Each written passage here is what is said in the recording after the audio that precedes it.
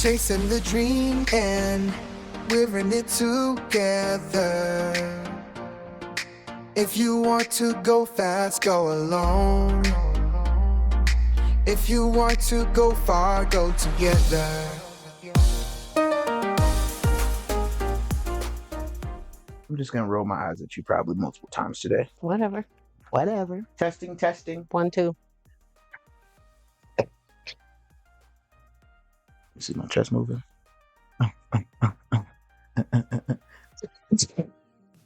Not you moving your shoulders. What is this? Go together. Hey, what's up, guys? Welcome to the 6-8 podcast. I'm Ja. And I'm Michel. All right, so let's talk about the elephant in the room. Let's talk about weight loss myths.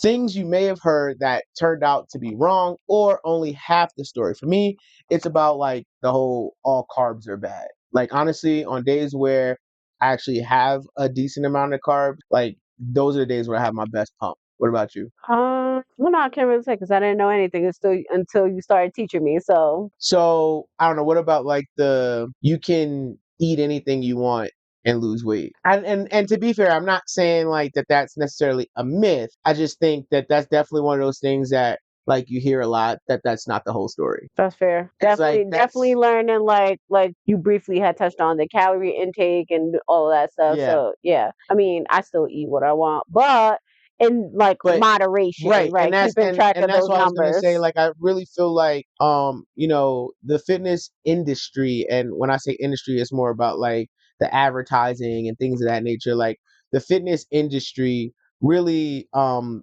of goes back and forth with their their version of advertising and what direction that they're going in. So like 1 minute it'll be the quick fix, right? Like there was a long time where there was like, oh, like take this pill, just sign up for this meal plan and whatever the case might be. And all these different things were these quick fixes that would save you and fix your problem. Now there's been a huge shift where now it's like, oh, you can eat whatever you want and still lose weight, like without exercise. And it's like, okay, I mean, I wouldn't say that it's a myth, but there's definitely more to that story, right? Like you can't, if you're someone with an overeating problem, Mhm. eating whatever you want is not going to help you lose weight. Now, the statement you can eat what you want and still lose weight in the sense of like the types of food that you want to Mhm. eat, sure.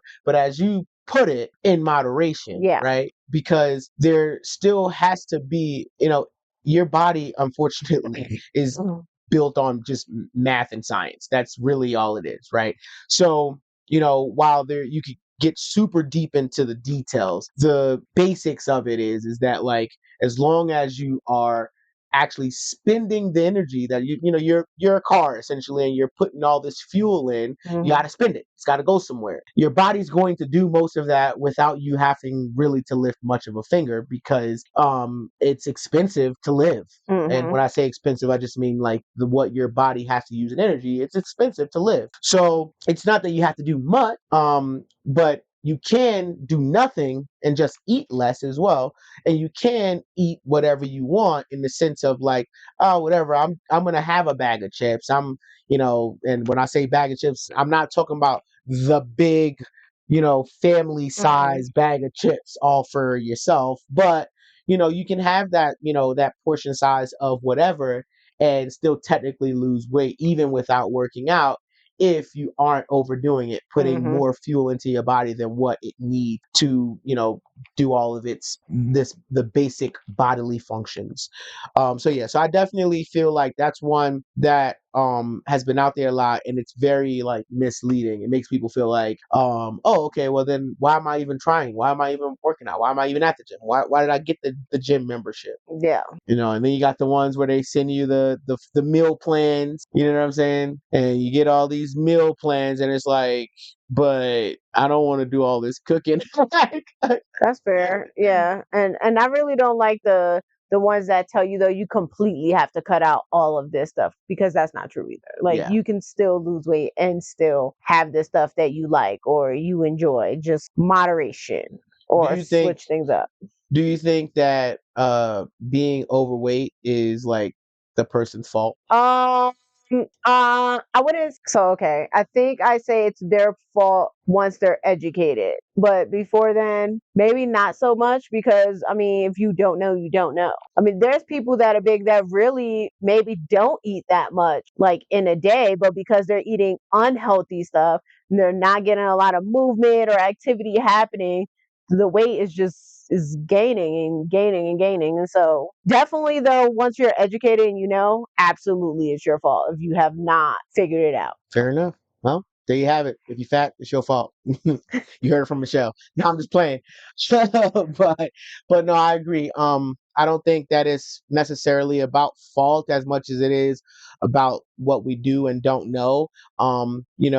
Especially with all the advertising, it kind of is just in your face all the time that you got to look a certain way, but at the same time the very next commercial is a fast food commercial. And what I also find interesting is that those commercials are not everyday people that look like us. A lot of times those commercials are fit looking people, and even if they aren't like necessarily strong looking, they don't look, they're not overweight by any means, right? Because that's also a part of the industry where it's like, well, we don't want overweight models or overweight people acting in our advertisements. But at the same time, it's like, but you're selling me a lie. Like, you're telling me, oh, come eat our food, it's so good. And also slightly you're kind of coming off like, oh, but you can eat this and still look like this, because Yeah. that's what the people that are in the commercials look like. Oh yeah.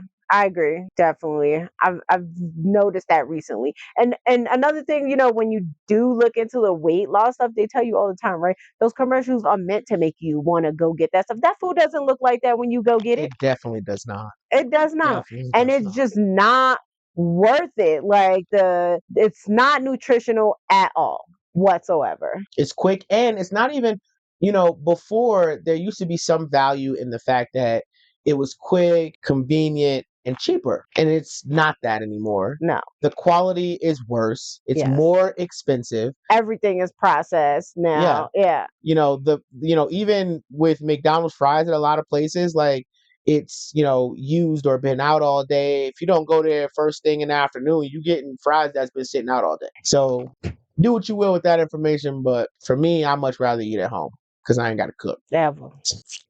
I ain't cooking tonight, just so you know.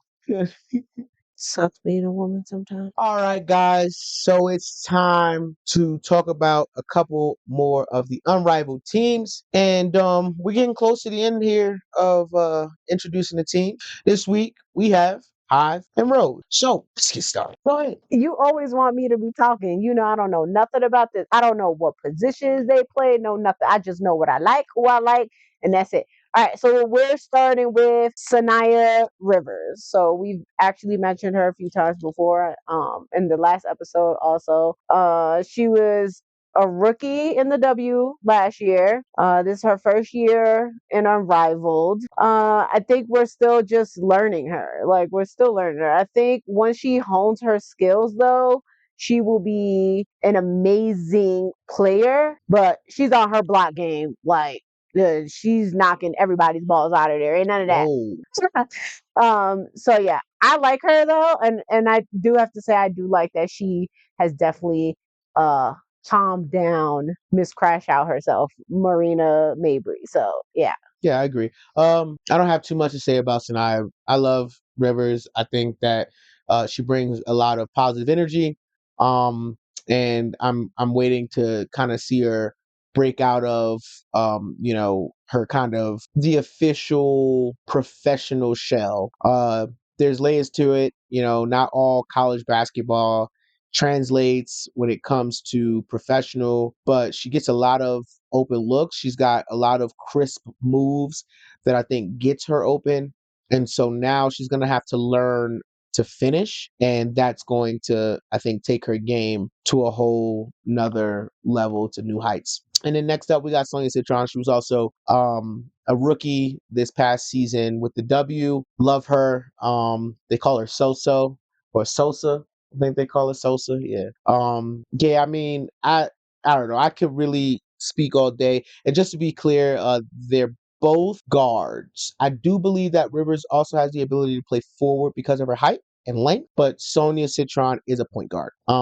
Point guard slash shooting guard. She has the ability to bring the ball up, but she's better off the ball, and she is great at the stop and pop threes. So yeah, so love Sonia. What about Ezzy? Ezzy Magbagor. Yeah. Okay. So I actually learned who she is and gotten to know her a little bit from the Storm. I definitely think that she adds to whatever team she's on. I have to say, she's not afraid to like get in there and do stuff. So Also, let's back it up just a little bit. Sorry about that. So Sonia Citron was on the Washington Mystics, and Sanaya Rivers was on the Connecticut Sun with the W. Awesome. So Ezzy, I don't really have too much to say about Ezzy. She does her job, honestly. That's really all I gotta say about her. That being said, so Ezzy is a big. She plays the 5 position. I believe she kind of can go back and forth between the 5 and the 4. All right, let's talk about Mo Billings. you can go ahead. So Mo Billings is also kind of someone that can play, 3 through 5. She's a dog. She's all over the court, and she doesn't give up, and I love that. I'm very big on that. I talk about it all the time. I really don't like people that give up on plays. I really don't like people that let the ball go out of bounds. You will see her sacrifice her body. Yeah, she's dancing the line. She is jumping into fans to whatever to get that. Yeah, she was the one that knocked the drink on that lady. That lady. I still don't know if that lady ever got another drink, because that's crazy. I'd be so upset if I was sitting on the side. Yeah, so yeah, she definitely don't let that happen. Little SMR for you. But yeah. ASMR? What? ASMR? That's what I said. I just You forgot the letters. No, I didn't forget. I said it, but you just didn't hear me. You was listening too slow. All right, so yeah, so we love Mo. I don't know. You know what? Go ahead and talk about Twin. Natisha Heidemann, also known as one half of the Stud Buds. She was in her bag recently. Yes. She was in her bag recently. I think, if she gets the opportunity to just be out there, like, she could do amazing things. Amazing things. I think she doesn't get enough time to be out there, though. I agree. I feel that they are not giving her the proper respect that she deserves, in the sense of, like, when you draft your team up and you draft 2 point guards and you get a powerhouse, you kind of have this expectation where it's like, well, this is going to be my one. This is going to be my starting point guard. And that's great. That's nice. I get it. Right? Like, from a business standpoint, but from a strategic standpoint, I think it would have made more sense to look at, but also, although Heidemann played backup on her W team, look at the caliber of her W team, right? Yeah. She's not. Think about it like this. If she was on the Fever instead of being on the Lynx, is she coming off the bench? Probably not. No. Or maybe even not the Fever, just because, let's say, if we had a healthy Caitlin Clark, possible. Yeah. In that situation, she'll probably come off the bench. Right. But in any other team in the league, she's their starting point guard. Yeah, I agree. For the most part. Obviously, give or take a couple, right? Like, obviously not with the Liberty, but give or take a couple. She's likely starting on a lot of those teams. I absolutely agree. And I think, the Lynx did real good with interchanging. And that's the other part of it, right? Yeah. So even though she was the backup, she played good minutes. Yeah. You wouldn't have technically known that she was the backup, because they essentially played like the same kind of time. Like, they shared that position.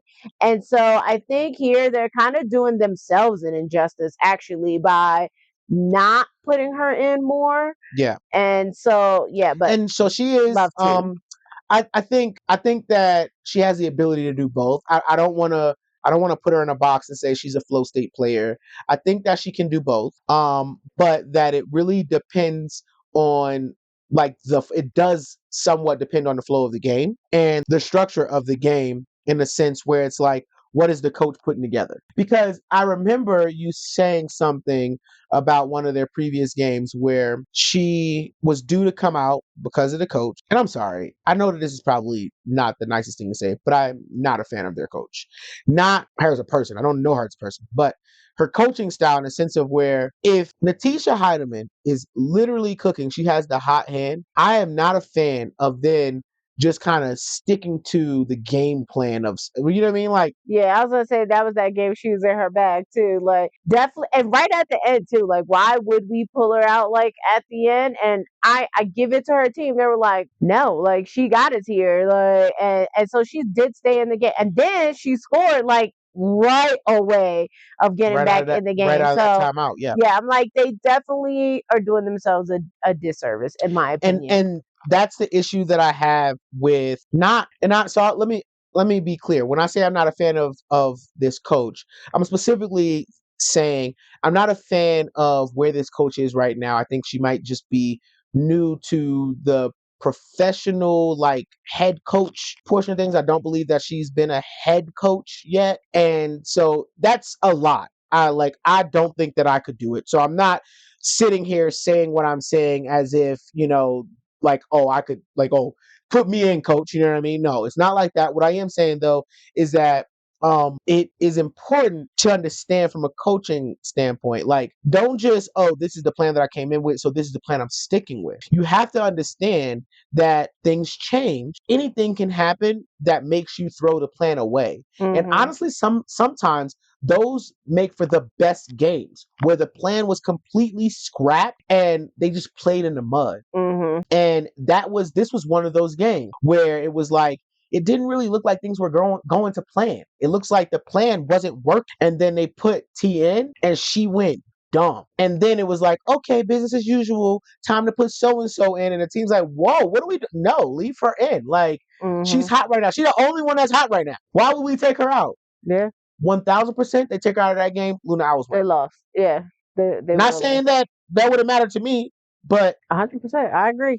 because they didn't win by And much. she got like 20 points in that little time that she was in. It was Like, insane. It was insane. All right, last but not least, you got it. now go ahead, that's your girl right there. Yeah, you got it. I'm gonna talk about her, but you got it. All right, so we got Kelsey Mitchell. If you do not know who she is from the Fever. It's her first year playing Unrivaled, and I'm sad for her because I feel like her team hasn't gelled as well and like really pulled it together yet. And I was super excited to see her in Unrivaled and see, how her team would come together. And yeah, she's like a bullet though. Like when she gets on her game, she gets on her game. And I think she's kind of been thrown off her game a little bit. And I mean, I just need the team to get it together. Like even when you look at them socially, right? We see T, Sanaya, Sonia. We may see them like all together and doing all that, but you really don't see that amongst the rest of them. And it's like y'all gotta gel. Y'all gotta come together. Yeah, so I totally agree. The thing is that Kelsey Mitchell is not used to this format. The 3-on-3 is already a difficult thing to kind of like get used to. But we also have to remember this. When she was in the W for this past season, she literally went to the wheels fell off. Like she No fact. got to a point where she had to be she had a medical emergency essentially because she just went all out. Her body gave up on Was her. it like rhabdo or something like I that? don't Like her remember what it was body called, but it was breaking down. her body just like like she was like extremely dehydrated, like just completely physically Her overworked. muscles were breaking down. Yeah, Yeah. so it was very very scary. And you're right that I'm pretty sure that's what it was. And so, if you think about that and then now she's trying to get into a format that is even more taxing than a 5-on-5. So I feel that that's a part of the problem. Okay, I can see that. Not so much being off her game, but actually trying to actually tame it down a little bit because yeah, I don't know what the recovery looks like after something Yeah, and I like don't know. that. I mean, I don't know. What I'm seeing from her doesn't look like she's necessarily taming it down, but at the same time, it feels like there's two battles at the same time, right? I'm trying to get a feel for a game that I've never played. Like, sure, she knows basketball, but at the same time, this format is different. But on top of that, like the last time I played, my body said no. Like literally was just like, nah, I'm good. Like in the middle of the game, nah, I'm good. Like so I just feel like there's a lot battling there. Plus, there's definitely got to be some mental about that too, right? Like last time I was playing, this thing happened to me. I know that's Couldn't scary. even get up from the ground. Like, I get So that. I imagine that that's probably a part of it. We still see glimpses of Burst of the yeah, player we saw. absolutely. Yeah, Yeah, so I agree. think that she was a great pickup, but I think that they had this expectation that they shouldn't have, and maybe she should have come off the bench. Not because she's not good enough. She's great. I just think that Natisha Heidemann was more ready for this task. And to be clear, I am not talking about talent. I'm talking about the fact that Heidemann played last year and it was in a pressure cooker for her because she was actually an extra player. She was in the player pool, right? So she was in the talent pool and played on multiple teams last year and got buckets for multiple teams last year, including, I want to say, the championship team. I'm pretty confident that she played for them too. You look at her right now because you don't remember. You just looking at I don't remember. I remember what I want to remember. So Heidemann See, played Heideman's for in the 3 picture. teams: Phantom, Laces, and the Rose. I know, but this is what I'm saying, and this is what's pissing me off. So I know that the reason why I knew I was right is because I remembered her taking pictures with them. Oh yeah, because it says right here, she was a replacement player and concluded the season with the Rose, helping them secure the inaugural championship. All right, so yeah, so Letitia Heidemann was actually on the Rose when they secured the championship last year. My AI was tripping. Her AI was on point.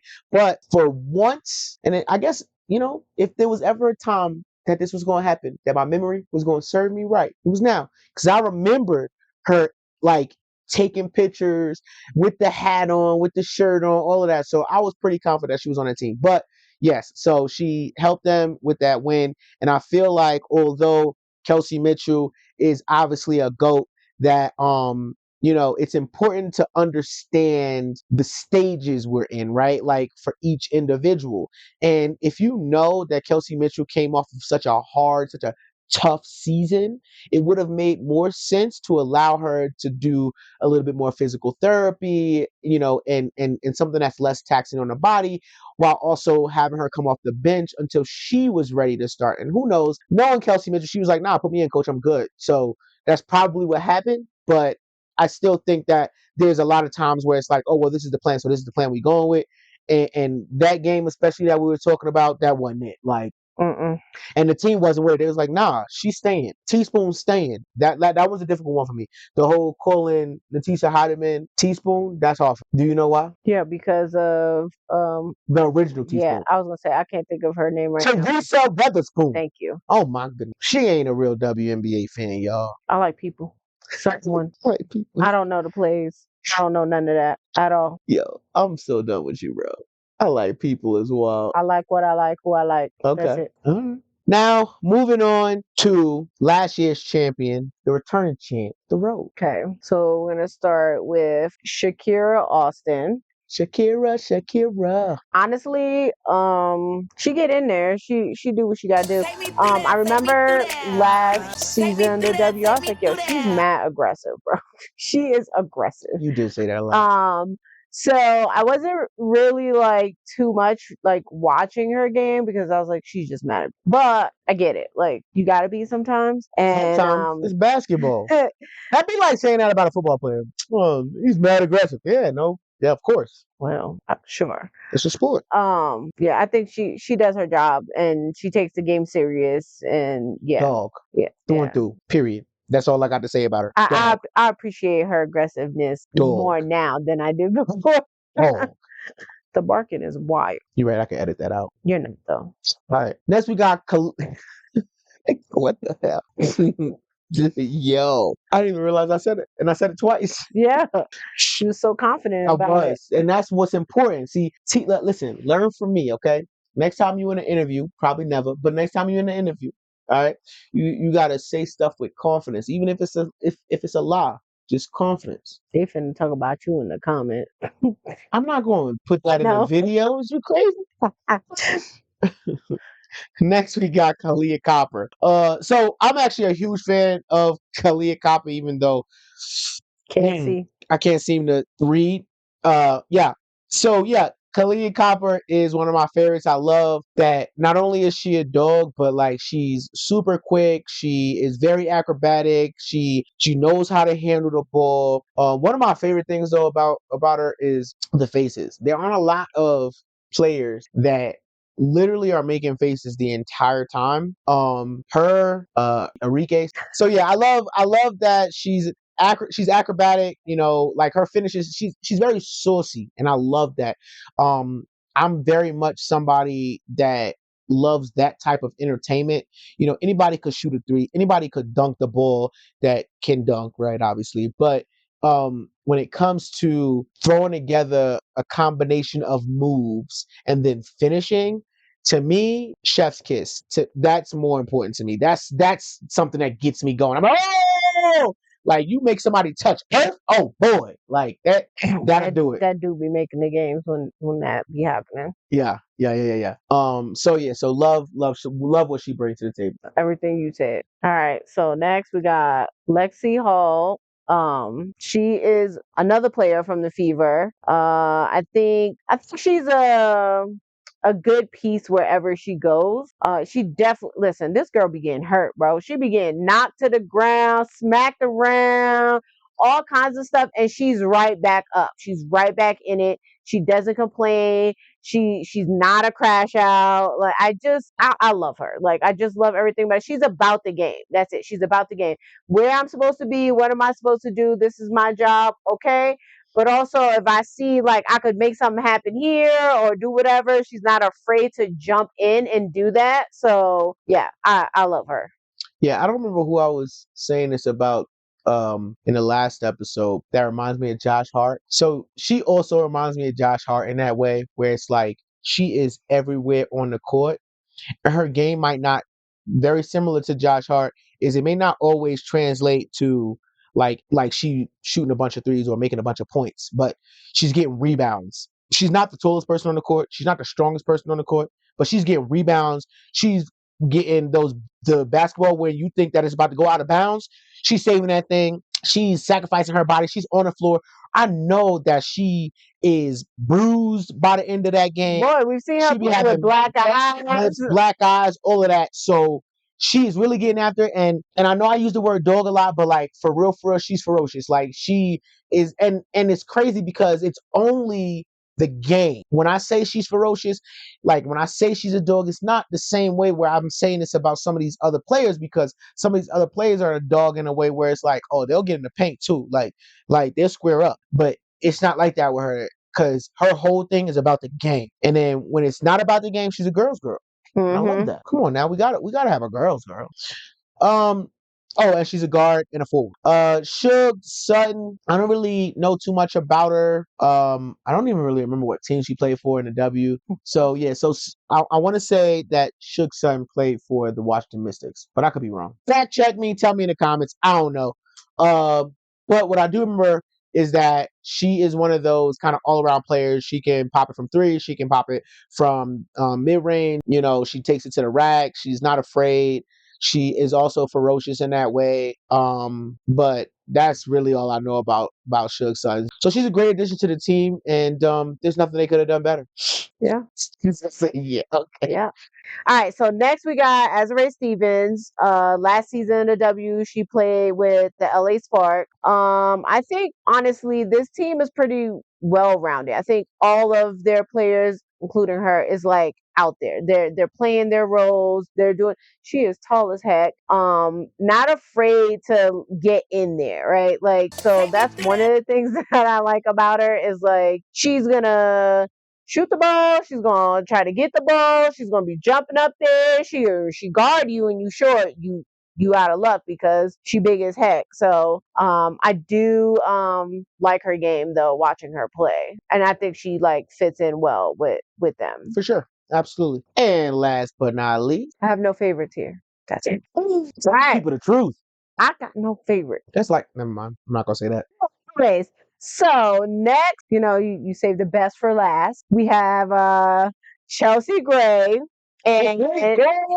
what I'm gonna say is she is carrying this team on her back. Okay. Last first season of Unrivaled last year is when I got to learn who she was. And there were so many comments like she don't got it, she's not as good anymore, this and that. And I felt like she was fighting through the whole season to prove like she got it, she got it, she got it. And listen, we're at a point now where I better not hear nobody say she ain't got it, okay? Have you ever seen somebody, I'm looking at you and I'm throwing the ball this way at somebody? Okay, she got eyes everywhere. Her 3-point is crazy. She's carrying this team. 100%. All of them. Yeah, so the point guard is, I mean, she has that name for a reason. She is arguably the best point guard that I've probably ever seen in a W. And to be fair, I don't really have a lot to go off of from memory per se, because although I've been watching the W, for the most part off and on since it started, I was very, very young. I was like 7 or something like that. So I don't have a lot to go on in the sense of people who came before her, but she is very good at what she does. Very good. And to kind of piggyback off of what you were talking about, what it is that during a run for the championship in the W, she was injured. And when this happened, it was kind of a peak situation for the Las Vegas Aces. So it's like she played injured. Pretty sure they still ended up pulling it out that year, but I think I could be wrong. You can fact check me. I think that she played for a good portion of that run, but ended up having to eventually sit out. So then you see her, on crutches on the sideline. And so when she came back from injury, there were a lot of discussions surrounding, and this is the year that they lost, where they ended up not even making it to the finals. I want to say this was the year that Caitlin Clark had started. But anyway, so yeah. So you end up having an off season for her, so to speak, back off injury. And what's funny is this is when we met her, and this is how we met her. We met her not necessarily having the best season, and we actually I vaguely remember us like kind of talking about how she would like dribble the ball up the court. And it totally makes sense now, because at the time we didn't know about the injury. So at the time we're just like why is she dribbling like that? Like it was almost like she was like dribbling flat-footed, like kind of with her back arched kind of inward, right? Like we're like, yo, what is what is this, right? And then I later found out about the injury, but we also have since seen that there's this like kind of fluid portion of her game where now she's very loose, and it doesn't look like that anymore, which makes sense again because she had come off of ankle Yeah. injury. So She's a yeah, unicorn. yeah, She is a unicorn. it is so fun to watch, and it I think holds justification even for some animosity when talking about the discussion of, well, there were people who were doing some of the things that Caitlin Clark is known for, or things that Caitlin Clark has also brought to the game, where that those things were happening before she was in the league. And I don't think anyone is necessarily trying to argue that. No one of note, no one who actually knows the game. I don't think that is the argument. I think the argument is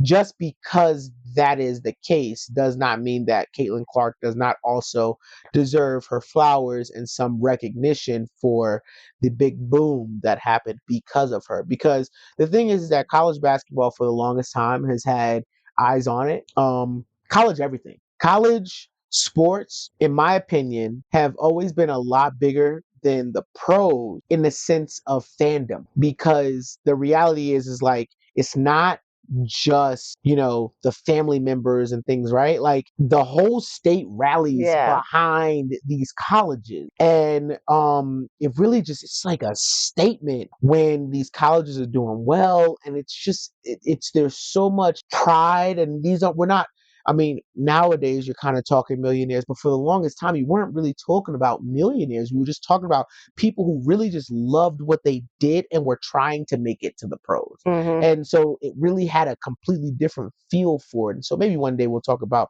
what NIL has done to the game, but I have my thoughts. But the reality is that it is what it is, and this is where we are. And so yeah, I do think that there's been a huge gap between like the transition from college to the pros, where normally the college fandom is not based on a player, it is based on that team that they stand behind. And so a player leaving and going to the pros, that don't matter. And that's what is so huge about Caitlin Clark, is that she built a bridge between college and the pros that this stupid CBA issue is threatening to break down. And it's really pissing me off. And I know that said I wouldn't talk about it a lot. And hopefully by the time this airs, there is one. But time of recording, there still is not. I don't know. So My hopes are dwindling. I don't have any hope. Hope is gone. Hope is lost. Quite sad. Yep. All right. But as grim as it may be, that's the end of Court Vision. So, all right, guys. So it is time for streaming and screaming. And I'm not going to lie, I have been waiting for this for so long because, well, I love it. And it's time to talk about a classic, Game of Thrones, the original series. So, how did you feel about the last season? Was it satisfying? No. So, okay. Do you feel like it should have ended earlier, or Yes. did it like need every episode he got? No. Why you say that? Spoiler alert. Well, first off, okay, I get where they were trying to go with this. Okay. But you literally, okay, so I get it. For them, it was like, let's leave it open, right? Let's leave it open. We can always, add to it later, right? Because really, with the way it ended, every character essentially, we got Jon Snow went one way, Arya went one way, Sansa, is ruling now. You literally could get multiple shows from this or just one great big show to tie it all in, but we haven't. And so you literally just, it feels like, threw together some stuff for that last season. Sorry, excuse me. Which I felt like was ass, really, because I don't feel like any of the characters really got endings that they should have gotten, like, in my opinion. And yet we still have nothing to even tell us what happened to anyone. Like, it just ended. Okay. So, I would say that I wholeheartedly agree. I don't think that it needed the full season. There was parts that kind of felt like they were just they were fillers. And I hate that. And it wasn't just the last season that did that. There were a couple of the like final couple of, or maybe even 3 seasons that did the same thing, where it felt like there were filler episodes that were just kind of tossed in just to kind of please the audience, which I get when it's not the final season, but I think the final season, when you are attempting to go down in history as a great, right? I think that it is extremely important to hone in on your exit statement. And that's what a final season is. When you know that there will not be another season of this particular series, then it should be one that goes out with a bang. I agree. It should have been solely focused on the storylines that were happening for the characters that were still there. And if we did not plan on making something else, a continuing series or whatever of it, then tell me what happened to these people. Why are we just sending you go out the wall? You're now out there. Like, well, what happened to him? You go get on the boat and sail away. To where? Like, All right.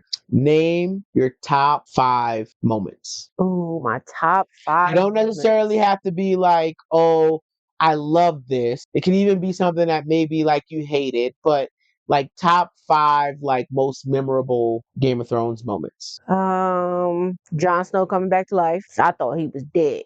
Okay. Okay. Arya getting Okay. that man back for the red wedding or whatever it was called. Ah, yes. Actually, the Hound finally taking his brother down. That's pretty big. 3. Let's see. Oh, Joffrey dying.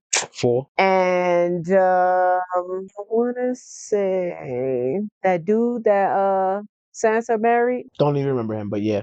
him getting his because he was an asshole. Oh, I know exactly what you're talking about. Oh man, I didn't even put that on my list. Okay. So for me, it was starting at 5, the red wedding. That was very, very difficult for me. I don't think that I'm the only one that feels that way. I'm one of the idiots in the world that watch shows like that with my heart open and bleeding, like, and so it was kind of like, one of the things about Game of Thrones is that it really breaks all the rules that you think exist in Hollywood when it comes to, cinema, when it comes to like killing children and, killing the good guy or, and they nip that in the bud right away. Like there should be no sense of, oh, this is going to be okay, because they nip that in the bud pretty much immediately. They very much keep that element of surprise and like, this is what this is likely to look like if this were to happen. So I love that. I never read the books, but I do know that there are a lot of people who say that they didn't completely follow the books to some Mhm. degree at least. But yeah, so the red wedding, that was a very, very shocking moment for me. So I got that at 5. Then I have the taken out of the Night King, where like the movement of that was so sick. And in my opinion, just to be clear, this is when the show should have ended. I was good with it ending here. I felt like that would have been a fantastic ending. So many things led up to that moment. So much of it was exciting. We had already found out so much that I felt like not only could you end it here, but it really does leave this opportunity to have so many better spin-offs. And I really wish they would have ended it there. Kind of leave something to the imagination, you know what I mean? Yeah. Then so that's 4. 3 would be Daenerys giving birth to the dragons. I mean, that was such a spectacular moment, right? You know, you would think it's like, oh, she should burn, right? But no, instead she comes out of these flames with eggs that were initially gifts, now become Mhm. born dragons that she essentially gave birth to. Yeah. Um, and okay, for 2 and 1, I actually go back and forth which one is my favorite, because 1 was my favorite because I just couldn't wait for it to happen, while the other stands out to me. And ultimately, the one that stands out to me is the one that won the first spot, because no matter what, that's gonna always be something that like I quote. So for me, for 2, it was King Joffrey finally dying. Oh my I God. literally, and I kid you not, I am not even embarrassed to state this. Even after finding out how great of a person that this gentleman is in real life, I'm still proud of this moment for me. When that happened, I got up out of my bed. I was staying in this little apartment, this little 3-bedroom apartment, 3-bed, 2-bath. I got up out of my bed and I literally took laps around my little apartment screaming, yes, yes, yes, Jack, yes, yes, yes, oh, like I was just going crazy. Yeah, I've never been one to be like, "Oh, kill this kid! Like, please kill this No, kid!" I was Like, over him. no, him. Oh my goodness, I could I not. was so over him. Oh, that was a great moment. I don't want to relive it, but we did agree to watch it again with the We family. did. And then my last one is one we actually spoke on recently, which is the A Crown for a King scene, where Khal Drogo finally gives Daenerys' brother his crown that he is essentially He was begging for. so yeah. He's like, I'll take her back. Like, bro, she is not your You property. know, that's a good one. I couldn't stand him either. Oh, I couldn't stand him either. And that Ugh. I couldn't believe that you didn't remember that scene when I like until you. I mean, when you watched it, obviously you believe. I mean, you remembered it, but yeah, like yeah, that is one of my favorites because I will just never forget it. Like just everything about that, where he was just like so even keeled and just calm and just he's like, oh, like he was going off. He's like, I will take her back. Like, I want my crown. And he was like, you have your crown. You have your crown right now, actually. And he's all, oh, okay. I mean, that's all I wanted, that's all Yeah. I wanted. And then he just calmly signals to his guys. He gets up, he melts his armor down, and Yeah. then he That's like pours it over his head. yeah, no, the one thing that I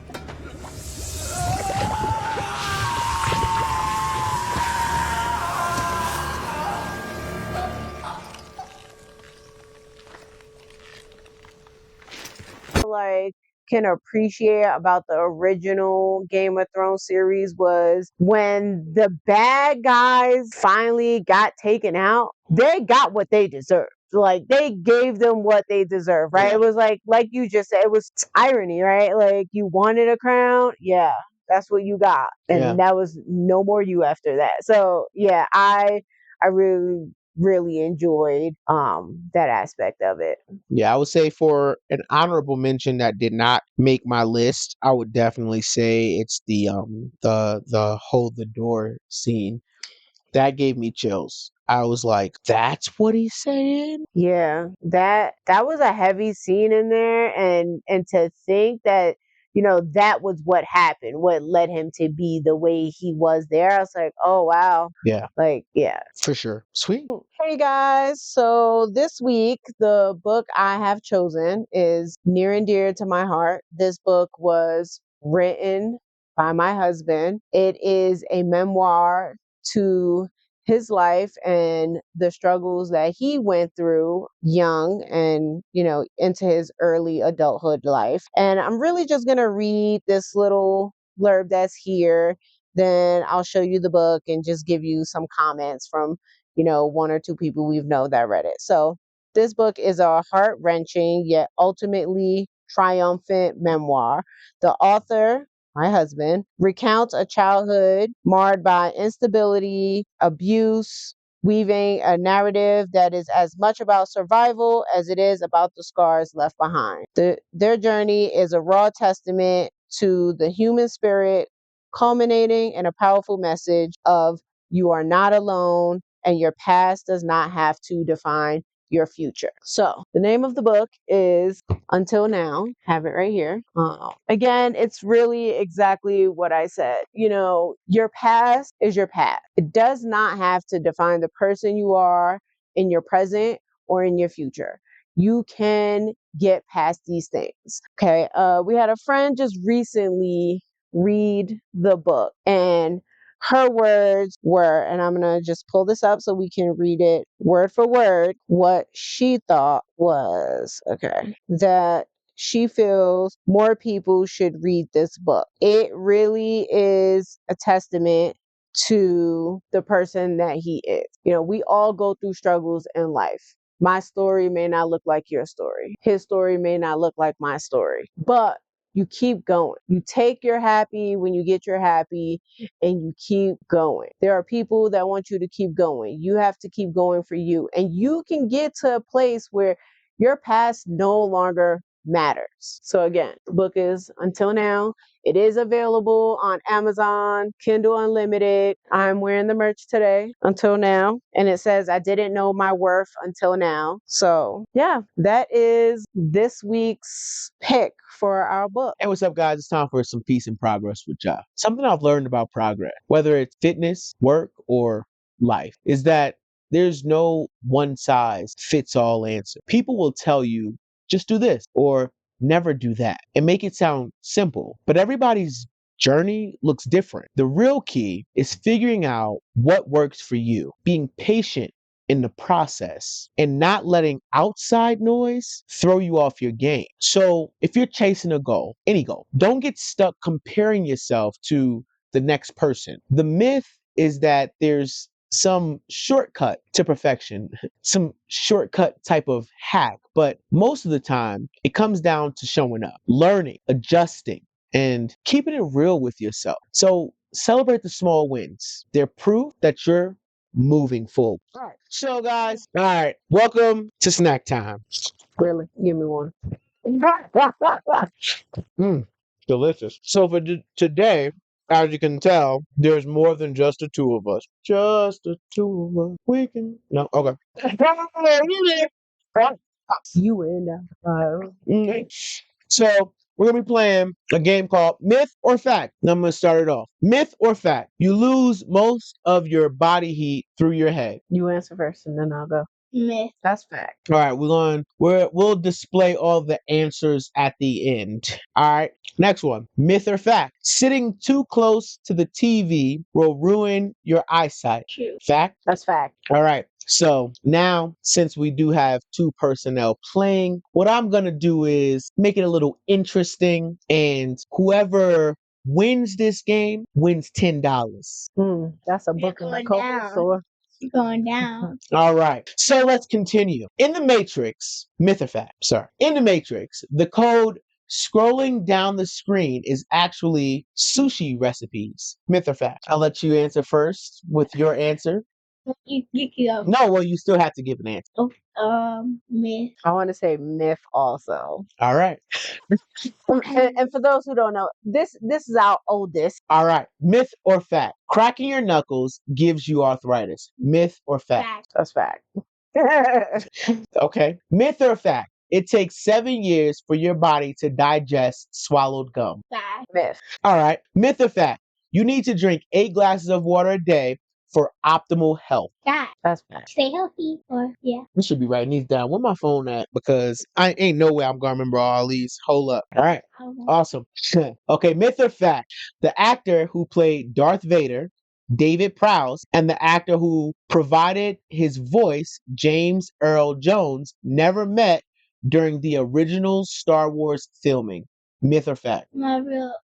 I don't watch Star Wars or anything. I'm not a real fan. But I'm gonna say fact. I'm sorry. Say that again. Fact. Why did you come up with that? You said you don't watch? I don't watch Star Wars. I'm not a real fan. Fair enough.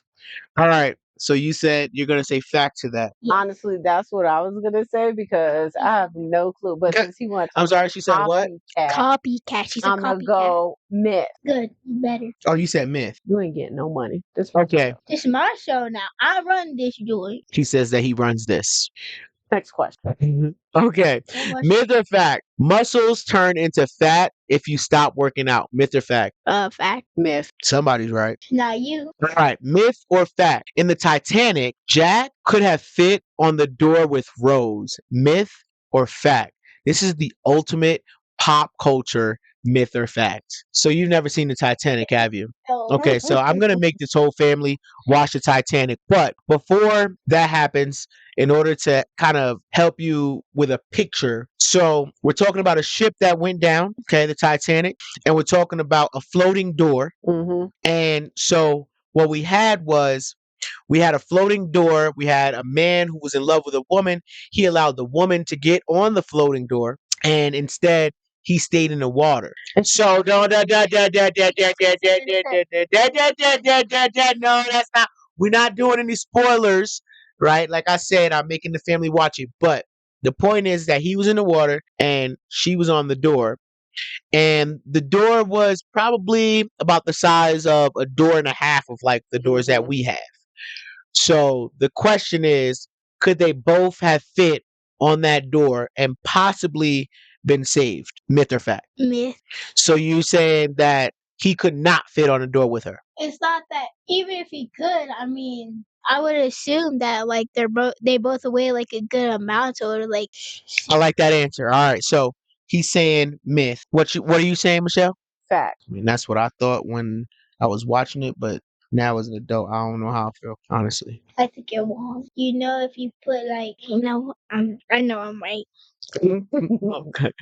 All right. Last one, and then we'll go into a bonus question. Myth or fact? Eating spicy food can help boost your metabolism. Myth or fact? I'm pretty sure that's a myth. I think it makes it worse. Michelle? I want to say fact. All right. So I'm going to tally up the points, and then we're going to get into the bonus question. Get off my show. Do you not know how like gravity and like weight works? Mm-hmm. That's like saying if you put 5-pound dumbbell in water, it's gonna float. So you trying to outsmart me and Yeah, all that now? I'm the one going to high school. I know. Stop growing. No, Mute your mic. no, you're mic. You weren't even in the schedule for this. Yeah, well, it's better with me here. All right. So finally, the bonus question. Hmm? The infamous Konami code up, up, down, down, left, right, BA was originally created by a programmer testing gameplay, not as an intentional cheat code. Myth or fact? I should know this, so I'm gonna say myth. Fact. You call me cat. You said myth. If I said fact, you would have said myth. Yeah. All right. So here are the answers. Starting with number one, you lose most of your body heat through your head. The answer is myth. This idea came from a flawed military study from the 1950s. You lose heat proportionally from any exposed body part. A bare head is no more significant than bare arm in the cold. So that's incorrect for Mhm. anybody who said that that was a fact. Number two, sitting too close to the TV will ruin your eyesight. Myth. While it can cause eye strain or fatigue, it does not cause permanent damage to vision. It might, however, be a sign of existing nearsightedness in a child. That actually makes sense now that I think about like the thing that I did to your glasses with the blue light, remember? I like put the blue light directly on mom's glasses and it was this like black kind of dot that was on her glasses that eventually actually went away. So, and it didn't go away right away, but it did eventually go away. Okay, number three. In the Matrix, the code scrolling down the screen is actually sushi recipes. Answer is fact. It's a famous film trivia tidbit.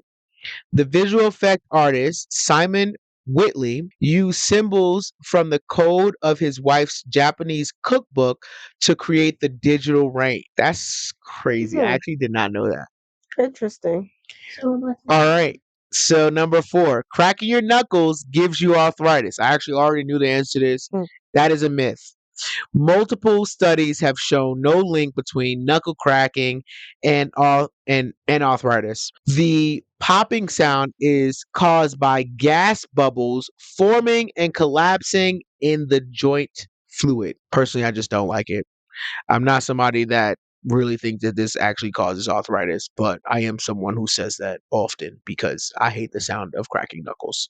That's my secret. you said milk fella? You always say something cracking your knuckles, you're gonna get arthritis. 1000%. I am that guy. I say that to my children. I say that to my wife. I say it to everyone, but it is a myth. All right.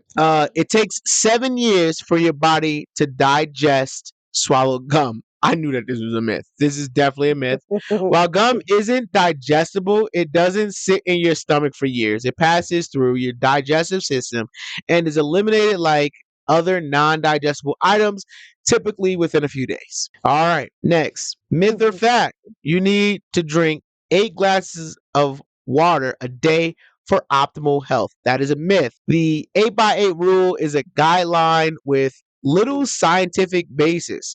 Hydration needs vary drastically by person, activity, climate, and diet.